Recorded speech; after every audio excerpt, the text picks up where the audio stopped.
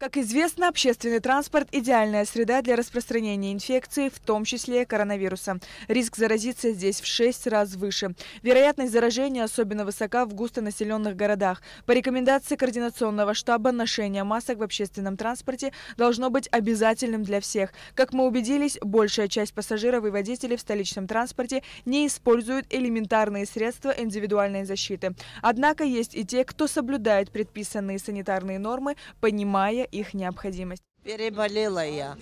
Но носить надо все равно. Требует, а как же мы не слушаемся, то требует. А как же? Он уже говорил утром. Он уже сказал, почему уходите, расслабились, да, совсем сейчас? Написано достаточно, чего ж, сама знаю. Без маски нельзя. Только на берегу снимаю, где никого нет. Это каждая гражданская позиция каждого человека. Мы все должны беречь себя в первую очередь, а не водителей троллейбуса или транспорта.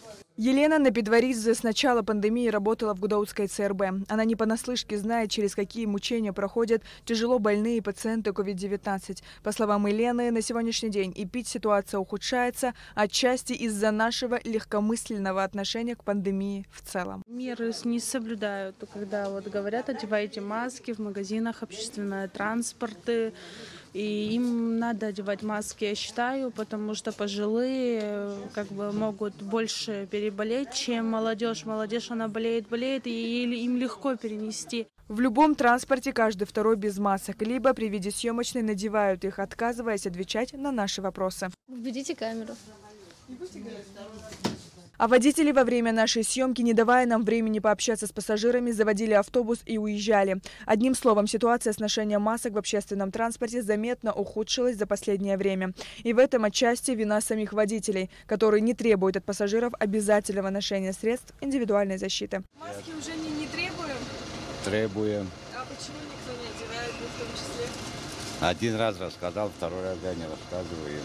Я только что снял его, люди вышли. А вы требуете, чтобы ваши пассажиры носили маски? Да. Ну, все носят? Носят, единицы, может, не носят, но в основном все носят. Мамой гашим-то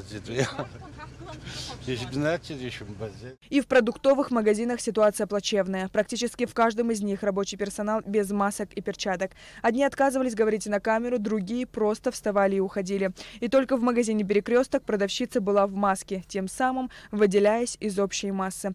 Конечно же, за один день невозможно посетить все места массового скопления людей, но, как видно, далеко не везде соблюдаются ограничительные меры. Каждый из нас может минимизировать распространение коронавирусной инфекции, носить маску, соблюдать дистанцию и не собираться в местах массового скопления людей. Сария Кварацхеля, Тимур Гугохия, Абхазское телевидение.